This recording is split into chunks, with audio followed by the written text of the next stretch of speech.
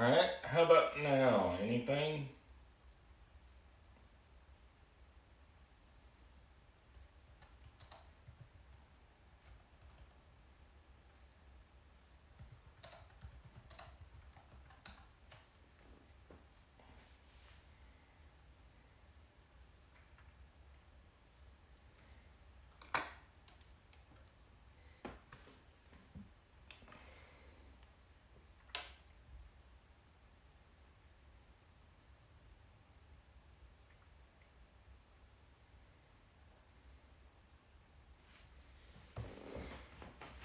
Sweet.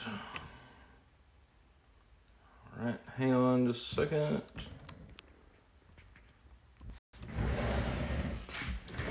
Alright, cool. Hopefully we've got some video now. Starry Lock, good morning. Looks like you're one of a few that are in here now. Let's see how this video starts going. Hey Ronald, good to see you here. Good morning. Let's see. Yeah, that's about what we got right now. Let's see. Okay. I'm going to give it a few minutes just to see who all else we get in here. I've got a few things this morning, and the reason why the camera is kind of funky like it is right now and lower than I normally have it is my tripod actually broke, like the middle shaft that raises the height on the camera mount broke, and it was just a cheap plastic piece in there. It's a cheap, I think $15 tripod from Walmart. So I'm going to try to tap it out and use a different set screw in there. Maybe it'll hold it down for a little while. But I've got a few things that I wanted to look at today, but mostly just to check in with everybody, make sure everybody's doing all right. With all the craziness going on in the world today, it's good to hear from people. Good to know people are okay. We here locally we've had a lot with this coronavirus. The cases keep going up and up, which it will as more tests are done and more people get tested. I know it's spreading. We have community spread in this area, in the Charlotte area. So, just if you don't have to go out, don't go out. I actually kind of started to get a little worried last night when I went to the grocery store I normally go to, and they didn't have any meat. I think I was able to get a package of 3 turkey thighs, and that was it. There was nothing else. There were a few cartons of eggs left on the shelves. Canned goods were pretty much wiped out. But I went this morning to the Walmart just up the road here, and they had a good amount of beef and some chicken, canned goods, regular dry goods and stuff. Bread was actually okay up there. And then I went to the other regular grocery store that I go to, and they were wiped out on bread and meat except for chicken. But they had plenty of everything else. And what really gave me a sense of hope was the people working at the grocery store said that this was not as bad as it was a few days ago. So I hope, fingers crossed, say my prayers. I think that common sense is starting to break out. Thankfully, we need a little bit of common sense. I didn't think there was any left in the world, but I think we've got some. So, Yeah, Ronald, I don't know if we're gonna go on lockdown. Like an actual doom and gloom lockdown, like some people are thinking. Um, and the reason why I say that is my little sister. She's my cousin, but she's like my little sister. She lives in Southern California, which was the first state to go kind of on a stay-at-home order. And aside from people panic buying groceries, um, they're free to leave their houses. They're free to go to the store. If you need to get gas, you can go get gas. If you work in an essential field, then you're able to go to work and back. There's no checkpoints, no police corralling people in. You can even go to the beach if you want to, as long as you don't crowd up in a crowd. Um, in fact, just down from here down in South Carolina, um, the uh, governor and local law enforcement agencies are not running people off of the beach. They're just trying to disperse any groups of more than 10 people. So it is going to get a little bit worse, I believe. But I don't think it's going to be doom and gloom. Um, that being said, I did buy about twice as many groceries as I normally do this morning. I got up. I was actually walking into the Walmart this morning at 7 a.m. Just to hopefully beat the crowds, the people, panic buying, which that really gets on my nerves. You don't have to have 52 pounds of ground beef. You don't have to have whole hogs in your freezer. If you need, 8 cases of toilet paper to last you 2 weeks, you should have gone to the doctor a while back because you got something else going on. So I think we're all right. Um, but anyway, I'm going to go ahead and start showing some lock stuff because we hear about this coronavirus and all that going on and everything. I am taking a few extra precautions around the house to be safe, but that actually started before all this panic started. And so I want to show y'all some new hardware that I got. I'm gonna switch the camera. There we go. All right, y'all still with me? Let me know that you're still with me in the chat. I'm gonna move around here.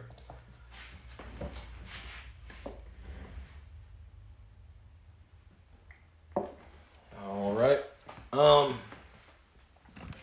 So you can see some new additions to the door on the shop. I got a good, great deal on a couple of Schlage D-Series lever sets. Sorry about the light there. That's kind of blinding. But anyway, I have installed it.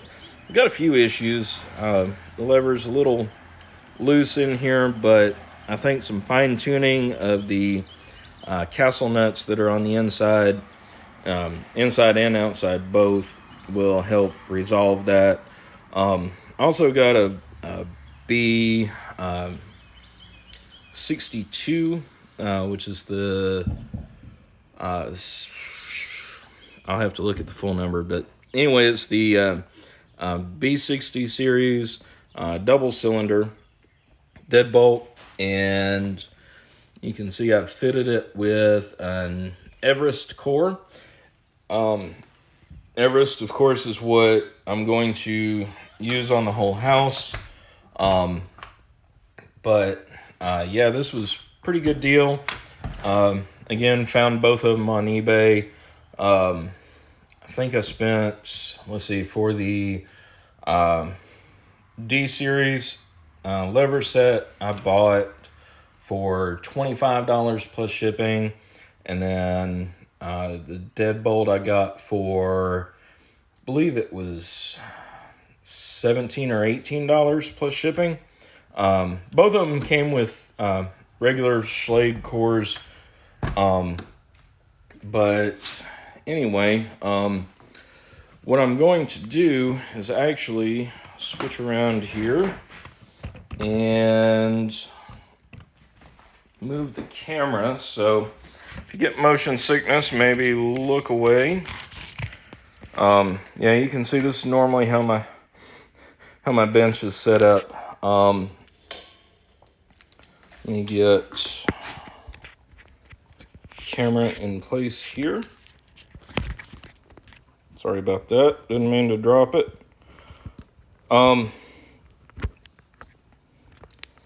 And I also wanted to show what else I've been working on. I'll show that first before I get into my actual morning project. But what I've been working on as far as picking is this ASA V10 Twin. I got this from Chris Aaron's a while back. Wasn't able to get anything out of it when I tried to pick it. So what I did was I took out the sidebar pins, and also the last three pin stacks in the top, and just picked it progressively, and then was able to pick it with 3 pins, 4 pins, 5 pins. Now that I'm on 6 pins, I'm getting kind of hung up. But still I'm getting close. I was almost close before the video started. I had a few minutes that I tried to pick on it. So anyhow, that's my project here in the shop. And you can see the key and the bitting. And then here's my sidebar with the sidebar pins. After I'm able to pick it with 6 pins in the chambers, then I'm going to take all the top pins out, put in just side pins, sidebar pins, and practice picking them, and then I'll put the whole thing together. But basically what my project is today is I'm going to switch out the lock that I've been using on the roll-up door for the shop. And this is the one I've been using. It has a Yale keyway. It's been really good, but I kind of want a harder shackle. And I know I could swap out the shackles, but I've already got one with a steel shackle in it instead of the brass. This for a little more cut resistance. And then since I'm keying the shop all alike, I'm going to put in an Everest core in this. So that's what we're going to work on this morning. And again, it's not much. If you've seen this before, you've seen it.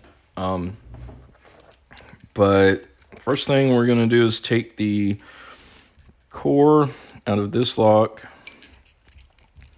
I guess I could pick it, but, got other stuff to do. Get that out of the way. And then you guys know I love Abus 83 series locks. If you've been with me for any time. If not, just go back and look at some of my earlier videos. Just going to drop this out. Of course, this is the original Abus 300 core, which is the Schlage C keyway. And I'm just going to toss that over there. And then, let's see. That, I believe we'll be able to use the Z-bar in here. But the first thing to do is take this tailpiece off the Everest core and replace it with an Abus actuator.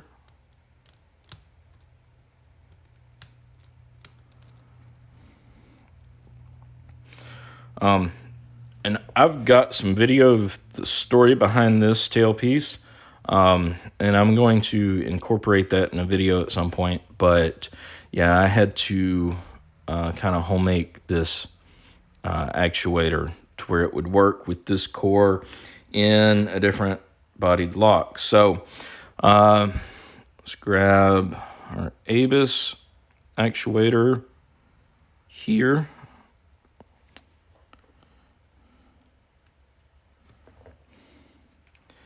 And screw the cap down.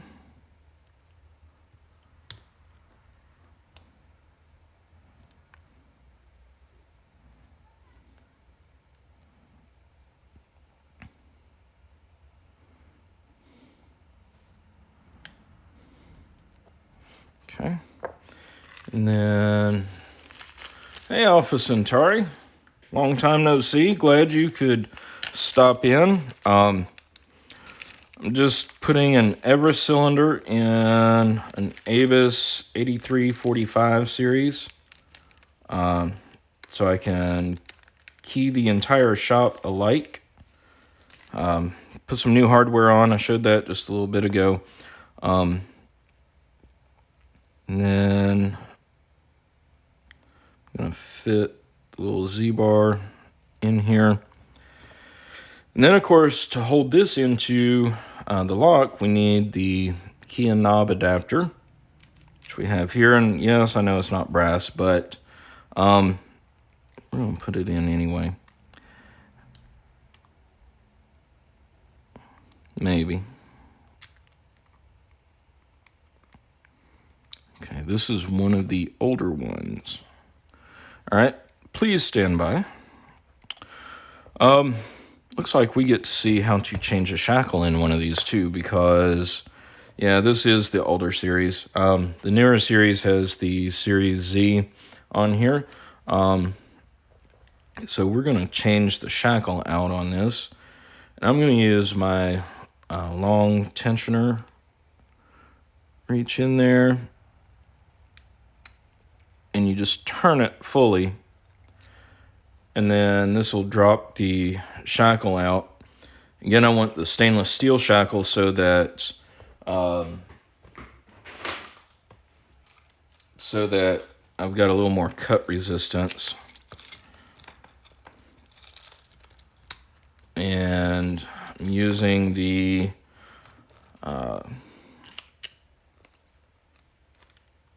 Series 2 body, which will allow for key retention.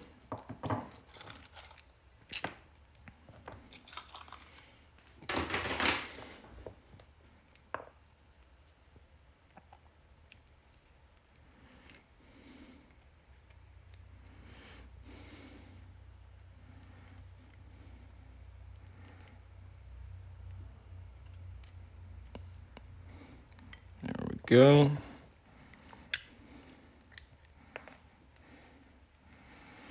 That's the little Z-bar that fell out. Okay. Now we've got the stainless steel shackle in here. And again, all you have to do is just reach down in there and actuate the bar.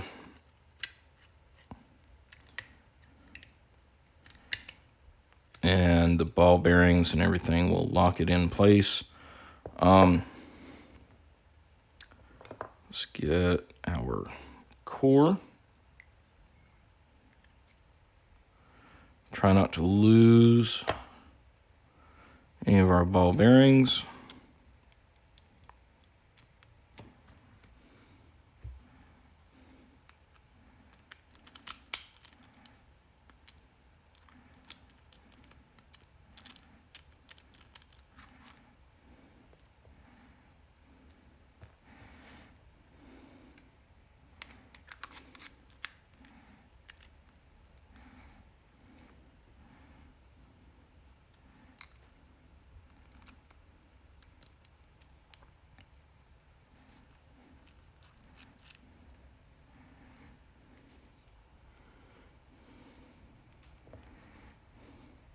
Make sure that our Z-bar is facing up.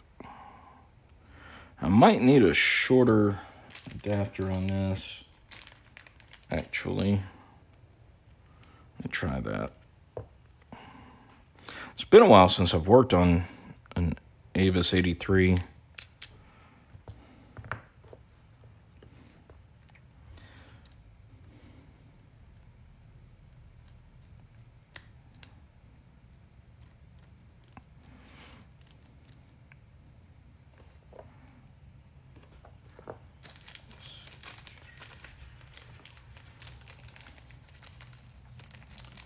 I think that's the right one that I had to start with, but I'm going to look at one of these just in case.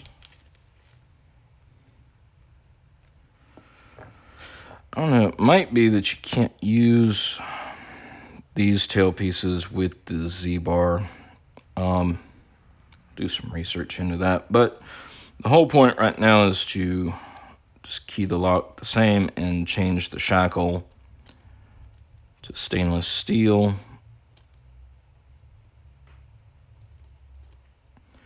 And the stainless steel shackle, of course, gives you more cut resistance.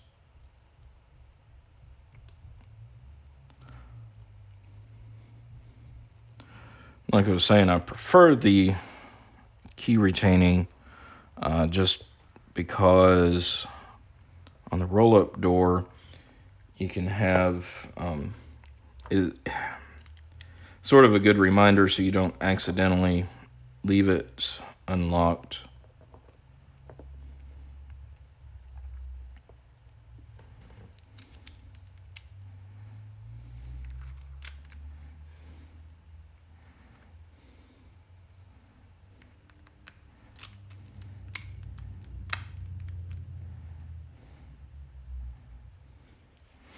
Okay, let's drop the screw in here.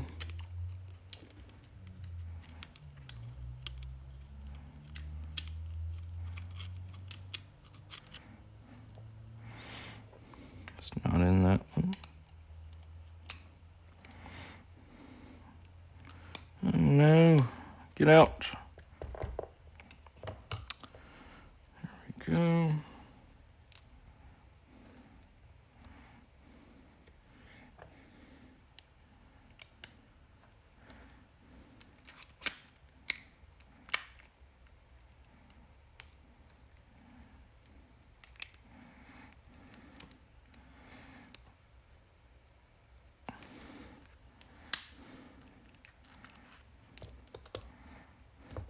I'm just making a mess out of this.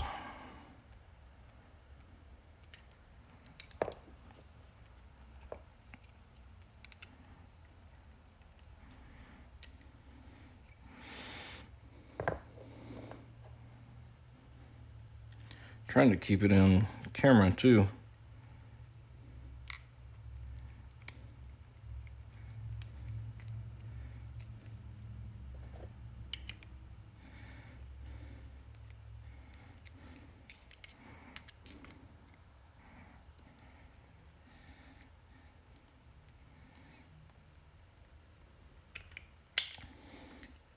There we go.